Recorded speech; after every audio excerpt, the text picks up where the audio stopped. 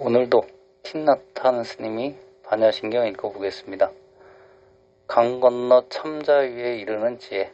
관세음보살이 강 건너 참자위에 이르는 지혜인 반야바라 밀다를 깊이 수련할 적에 오온이 모두 비어있음을 불현듯 발견하고 이 깨우침으로 모든 괴로움을 극복하였느니라. 사리푸트라여, 이 몸 자체가 비어있음이요 비어있음 자체가 이 몸이니라. 이 몸이 비어있음과 다르지 않고 비어있음은 이 몸과 다르지 않느니라.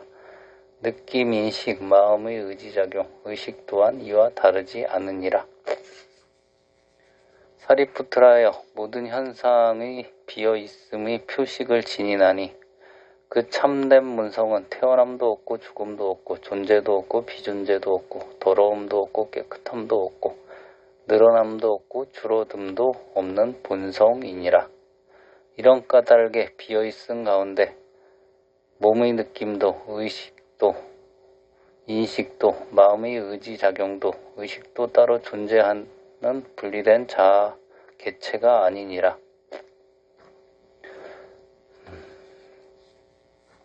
오늘 배워볼 장은 9장. 달은 언제나 달일지니.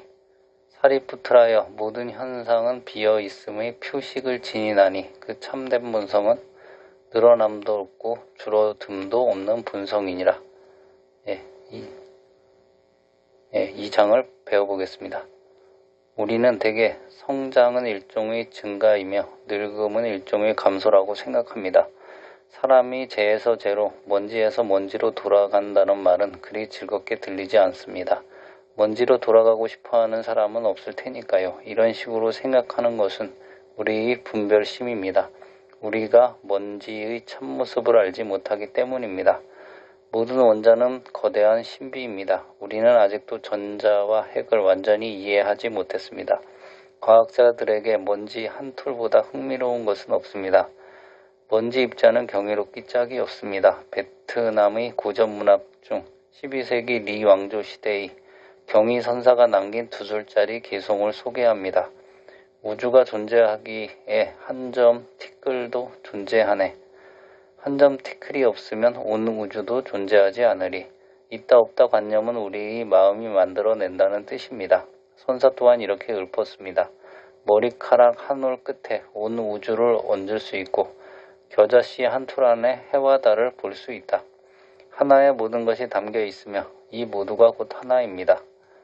우리는 우리가 먼저 한 톨보다 훨씬 대단한 존재라고 착각하기 쉽습니다. 우리는 대단히 가치 있는 반면 먼지는 보잘것없다고 생각합니다. 그러나 깊이 들여다보면 먼지 한 톨이 사람 못지않게 대단하며 사람 안에 먼지가 들어있듯이 먼지 안에도 사람이 들어있다는 사실을 알게 됩니다. 먼지로 돌아가기 위해 굳이 죽을 필요는 없습니다. 지금 이 순간에도 우리는 먼지이기 때문입니다. 늘어남도 없고 줄어듦도 없는 실제의 참모습을 보게 되면 더 이상 두려워할 일도 복잡하게 여길 일도 없습니다. 다음과 같은 오랜 격언이 있습니다. 겸손하라. 그대는 먼지로 이루어져 있으니. 고결하라. 그대는 별들로 이루어져 있으니. 별은 먼지로 이루어져 있고 먼지는 아주 오랜 별들이 이루어져 있습니다. 먼지와 별은 상호 존재의 성질을 띱니다. 따라서 고결함과 겸손함 또한 상호 존재의 성격을 띨 수밖에 없습니다. 하나를 보면 다른 하나를 알아보게 마련입니다. 우리는 오만해진 나머지 먼지 한 톨이 무엇인지 이해한다고 착각할 뿐 아니라 심지어 인간이 무엇인지, 즉 먼지로 돌아갈 똑같은 인간이라는 것을 이해하는 척하는 지경에 이르렀습니다. 우리는 누군가와 고작 20년, 30년 동안 함께 살아놓고 상대의 전부를 안다고 생각합니다. 그래서 그 사람을 옆에 앉혀두고 운전을 하면서 딴 생각에 빠집니다. 그 사람에게는 더 이상 관심이 없습니다. 그러나 우리 옆에 앉아있는 사람이란 참으로 불가사리한 존재입니다. 우주가 빚어낸 경이로운 작품이자 머나먼 별에서 탄생한 아이가 바로 우리 옆에 앉아있는 것입니다. 관세음보살의 눈으로 보면 그 사람의 머리카락 한 올이 곧 온 우주라는 사실을 알게 됩니다. 눈썹 한 가닥이 궁극의 진실로 통하는 문이 될 수 있습니다. 한 점의 먼지가 신의 왕국이나 정토를 담고 있을 수 있습니다. 우리와 한 점의 먼지 삼라만상은 모두 더불어 존재합니다. 우리는 겸손해져야 합니다. 중국에 이런 속담이 있습니다. 모른다고 말하는 것이 참된 알무의 시작이다. 차별 없는 마음. 많은 인류 문명에서 밀과 쌀을 경작합니다. 우리는 하루에 2끼나 3끼를 먹어야 하므로 재배하는 곡물과 채소의 양도 많습니다. 우리는 이들 곡물과 채소가 필요하기 때문에 이것들을 필요한 것, 가지면 좋은 것으로 인식합니다. 그러나 그 외의 씨앗이며 식물은 소중히 여기지 않습니다. 쌀을 얻을 수 있는 벼를 키우려고 하지 잡초나 온나무를 키우려 하지 않습니다. 그러나 그렇다고 해서 잡초나 온나무가 나쁘다거나 불필요하다는 뜻은 아닙니다. 지구 어머니 관점에서 보면 온나무와 잡초는 국화나 로즈마리 못지않게 훌륭합니다. 이걸 원해. 저건 싫어. 행복하면 좋겠어. 이런저런한 게 깨끗하면 좋겠어. 이건 마음에 들지만 저건 싫어. 이렇게 차별하고 선언하는 것은 우리만의 마음의식입니다. 지구 어머니는 이런 관념이 없습니다. 지구 어머니에게 실제의 참모습은 더럽지도 깨끗하지도 않고 늘지도 줄지도 않습니다. 세상 만물의 참된 본성은 선과 악과 같은 개념으로부터 자유로우며 쉽사리 규정할 수 없습니다. 우리는 살아있는 존재이기에 필요, 욕구, 가래가 있고 차별도 합니다. 그래서 우리는 만물을 선과 악, 증가와 감소, 더러움과 깨끗함이라는 잣대로 구분해 바라봅니다. 지구 어머니는 차별하지 않습니다. 우리가 향수나 꽃을 뿌려도 기뻐하지 않고 똥오줌을 뿌려도 불쾌해하지 않습니다. 지구 어머니에게는 언제나 모든 것이 완벽합니다. 지구 어머니는 하나 없이는 다른 하나도 존재할 수 없다는 사실을 잘 알고 있습니다. 연꽃은 진흙 없이 존재할 수 없습니다. 이처럼 우리는 지구 어머니로부터 많은 것을 배울 수 있습니다. 문명의 종말. 환경 보호에 대해 생각할 때 증가 및 감소에 대한 우리의 관념을 내려놓으면 도움이 됩니다. 우리는 물과 토양, 공기를 오염시켰습니다. 숲과 광야가 파괴되었고 해수면은 상승하고 있으며 수천여 종이 멸종 위기에 처해 있습니다. 그렇기 때문에 불안과 절망이 일어납니다. 우리는 유독한 요소는 증가하고 건강한 요소는 감소한다고 걱정합니다. 이것이 우리의 차별하는 마음입니다. 자연과 우주의 관점에서 보면 만물의 본성은 늘어남도 없고 줄어듦도 없기에 걱정과 불안 또한 없습니다. 이상하게 들릴 수도 있겠지만 지구 역사를 통틀어 살펴보면 문명의 파괴는 다른 문명 및 자연과의 조화를 이루어 사는 법을 잘 알고 있었던 결과였습니다. 오늘날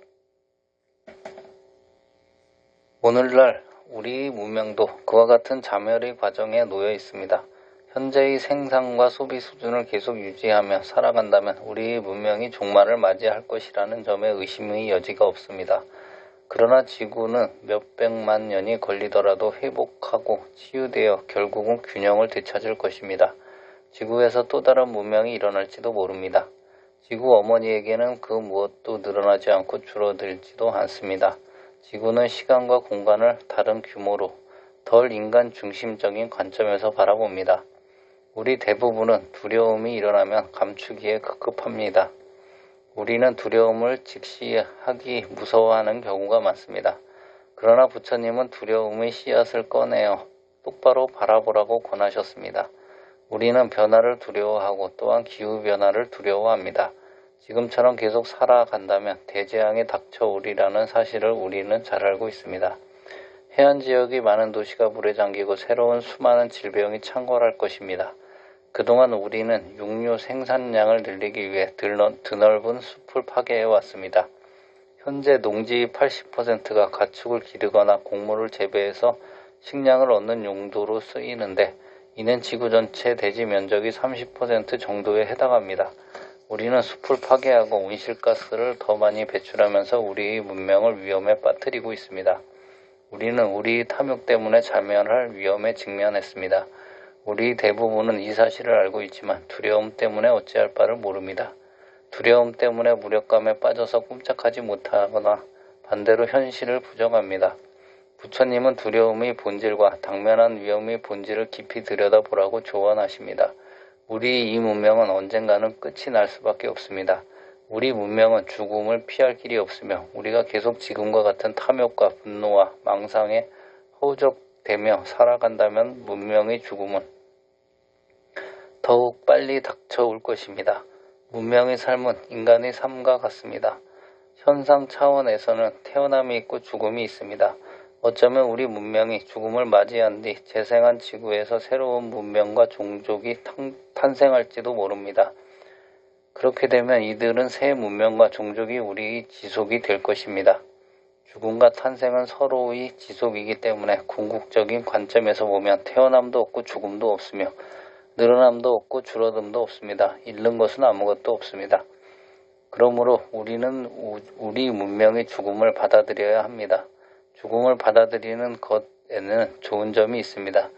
일종의 안도감을 느낄 수 있다는 점입니다. 죽음을 피할 길이 없으므로 받아들일 수밖에 없습니다. 저는 베트남 하노이에 사는 한 비구니 스님을 알고 있었는데 그녀는 의사에게 암이 걸려 3개월밖에 살지 못한다는 선고를 받았습니다. 그녀는 처음에는 큰 충격을 받았습니다. 의사의 말이 도무지 믿어지지 않았습니다. 그녀는 항의하고 화도 내보았다가 두려움과 절망에 빠졌습니다. 그러나 그녀는 마침내 자신이 죽음이라는 현실을 받아들일 수 있게 되었습니다. 그녀는 프랑스에 있는 제게 편지를 썼는데 임종을 맞이하기 전에 플럼 빌리지에서 다만 몇 달이라도 살아보고 싶다는 내용이었습니다. 그래서 우리는 그녀를 초대했습니다. 그녀가 도착한 지 며칠 뒤에 선원의 자매들은 그녀에게 의사에게 몸 상태를 진찰받아 보라고 제안했습니다. 그녀는 거절했습니다. 아니요, 굳이 의사에게 갈 필요 없지요.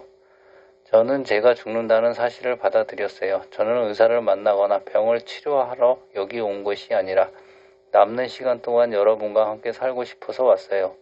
제 소원은 타이와 더불어 그리고 플럼 빌리지에서 수행하는 여러분과 더불어 매 순간을 생생히 깊이 있게 살아가고자 노력하는 것뿐입니다.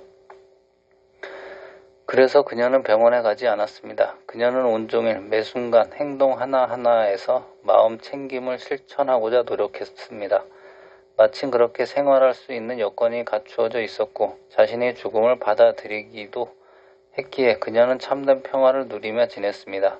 석 달여가 지나 그녀의 비자가 만료되기 직전에 이르렀을 때 자매들은 그녀에게 별 기대 없이 의사에게 가보자고 한 번 더 권했습니다.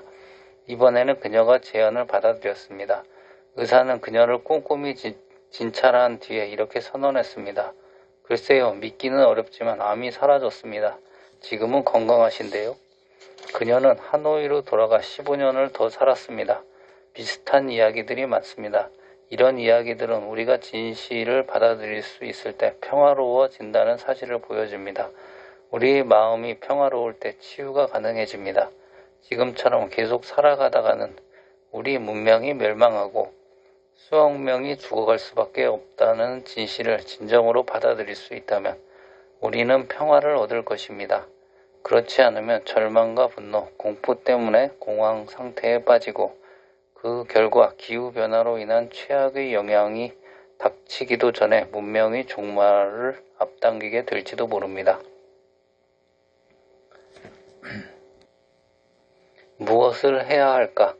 현실을 있는 그대로 받아들여야 합니다. 우리 문명이 파괴된다는 두려움과 공포부터 일단 자유로워지고 나면 우리가 무엇을 해야 할지도 정확히 알게 됩니다.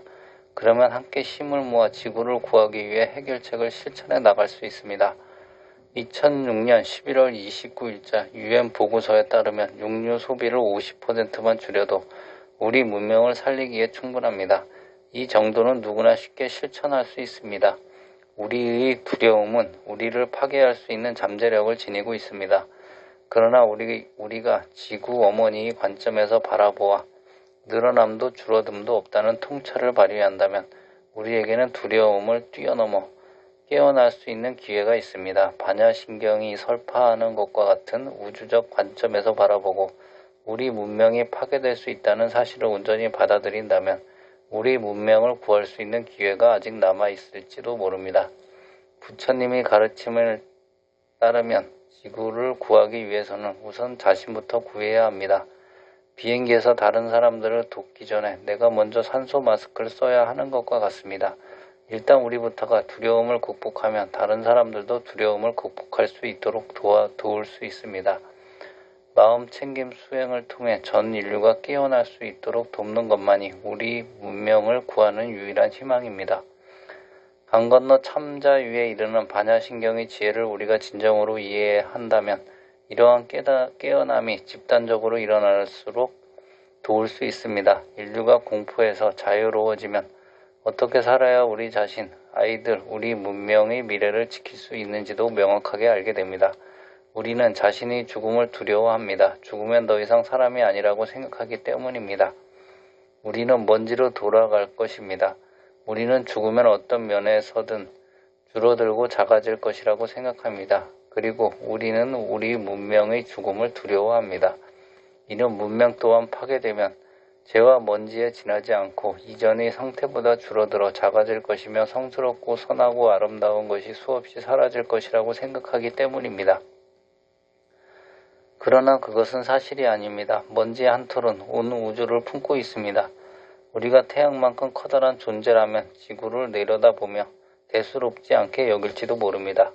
지금 우리 인간은 먼지를 이와 같은 시각으로 바라보고 있습니다.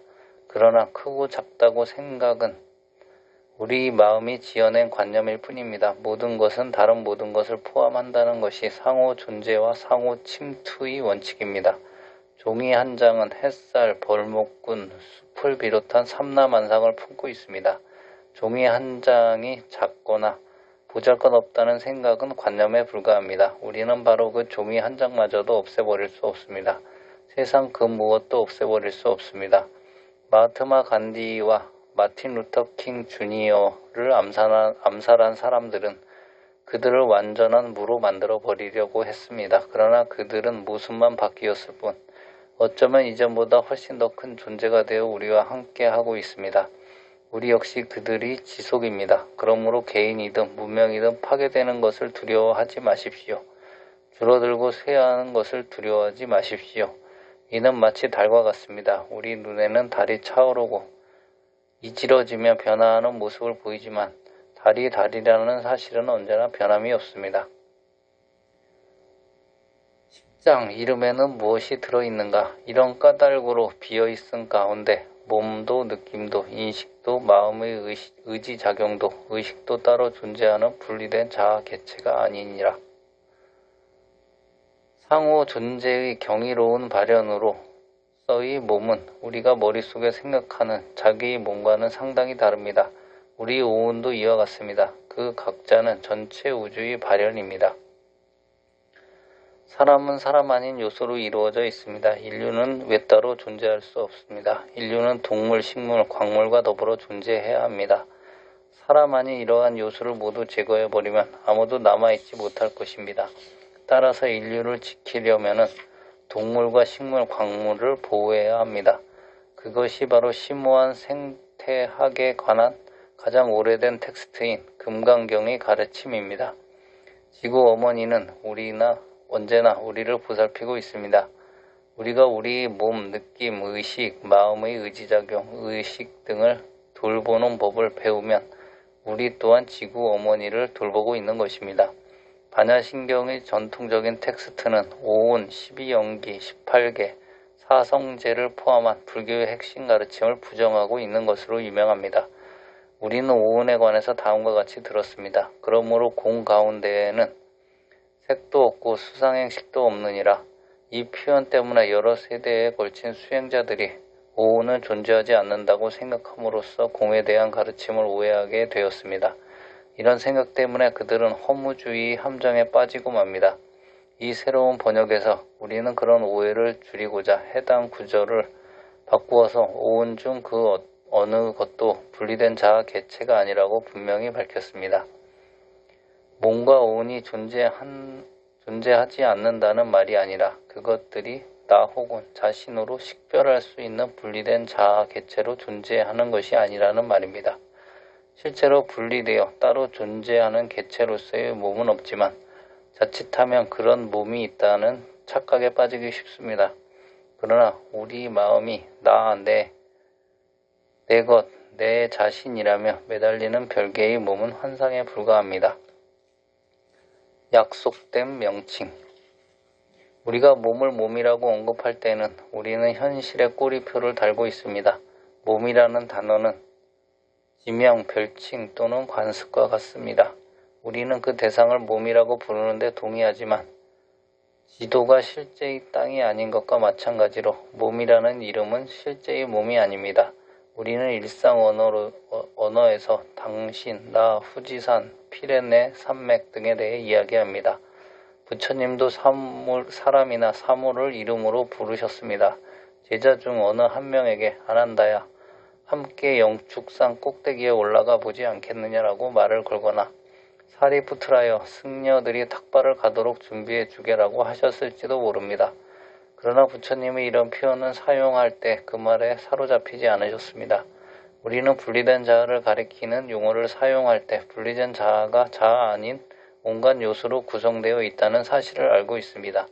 우리는 이름을 내려놓고 비어 있음이라는 진리에 거할 수 있습니다.